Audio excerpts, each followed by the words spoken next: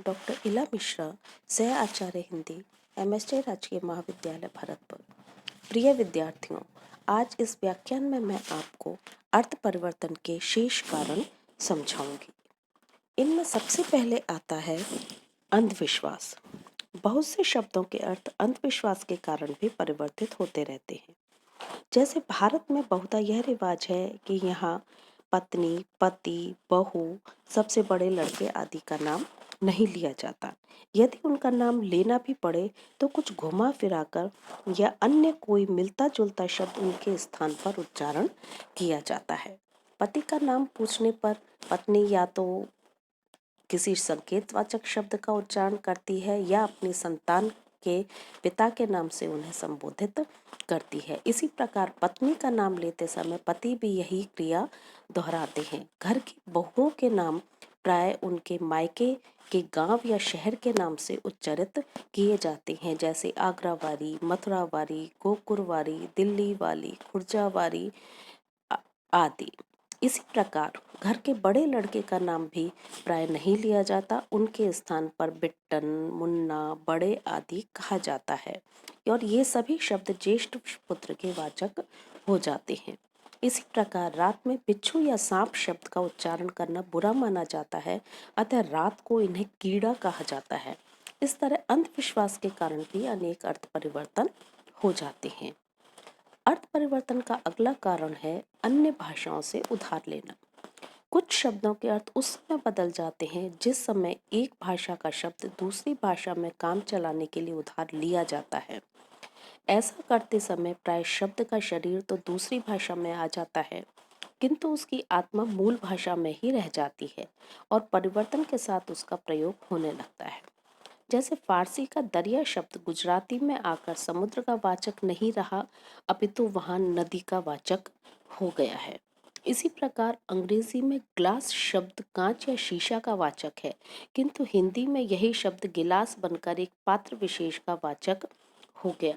इसी प्रकार फारसी का शब्द जिला, जिसका अर्थ है हिस्सा, किंतु हिंदी में यह जनपद या डिस्ट्रिक्ट का वाचक हो गया। इसी प्रकार संस्कृत के शब्द धान्य का अर्थ है अनाज, किंतु हिंदी में इसी से बने दान शब्द का अर्थ चावल हो गया। इसी प्रकार संस्कृत के वर्ष शब्द का अर्थ है श्रेष्ठ, किंतु हिंदी में यह दूल्हा का वाचक हो गया। इसी तरह अनेक शब्द जब एक भाषा से दूसरी भाषा में उधार लिए जाते हैं तब उनके अर्थों में परिवर्तन हो जाता है। अर्थ परिवर्तन का अगला कारण है नवनिर्माण का आग्रह। प्राय जब नए नए आविष्कार होते हैं और नव निर्माण का कार्य चलता है, तब नए नए पदार्थों के लिए नए नए नाम देने की समस्या उत्पन्न हुआ करती है। ऐसी स्थिति में जिस प्रचलित पदार्थ से वह नई वस्तु बनाई जाती है, उसका नाम भी उसी पदार्थ के नाम पर प्रचलित हो जाता है और इससे उस पुराने पदार्थ में एक नए अर्थ का समावेश हो जाता है।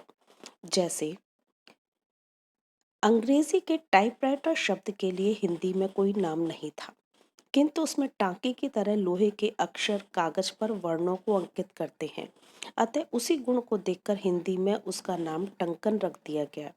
जबकि टंकन की क्रिया पत्थर पर छेनी या टांकी के द्वारा की जाती है, अथवा सुई से कपड़े पर भी कुछ टांकने की क्रिया की जाती है। ऐसे ही अंग्रेजी के शब्द वायर के लिए हिंदी में तार शब्द प्रचलित हो गया, क्योंकि तारों के द्वारा ही इस प्रणाली में कोई सूचना एक स्थान से दूसरे स्थान पर भेजी जाती है। और ऐसे ही बहुत से नए नए शब्द आज भौतिक विज्ञान, रसायन विज्ञान, जंतु विज्ञान, वनस्पति विज्ञान आदि के लिए बनाए जाते हैं, जो नए नए अर्थों के द्योतक हैं। जैसे एटम के लिए परमाणु, सैटेलाइट के लिए उपग्रह, एनर्जी के लिए ऊर्जा, हीट के लिए ऊष्मा, हाइपोथेसिस के लिए परिकल्पना, प्लानिंग के लिए नियोजन, स्कीम के लिए योजना आदि। इसी प्रकार ये सभी शब्द जो हैं ये नवनिर्माण के आग्रह के कारण ही बने हैं, जो अपने अर्थ एक नवीन अर्थ के द्योतक माने जाते हैं। अर्थ परिवर्तन का अगला कारण है साहचर्य। बहुत से शब्दों के अर्थों में साहचर्य के कारण भी परिवर्तन हो जाता है। जैसे सर्वप्रथम तंबाकू विदेश से सूरत बंदरगाह होकर भारत में आया। अतएव सूरत से तंबाकू का संबंध होने के कारण तंबाकू को सुरती कहा जाने लगा और आज सुरती शब्द तंबाकू ही हो गया। इसी प्रकार केसर सर्वाधिक कश्मीर में पैदा होती है। अतः कश्मीर के साहचर्य से संस्कृत में केसर को कश्मीर कहा जाने लगा और वहाँ कश्मीर से केसर का ही बोध होता है। इसी तरह सबसे पहले नमक सिंधु प्रदेश से आया था। इसी कारण संस्कृत में नमक को सैंधव कहते हैं।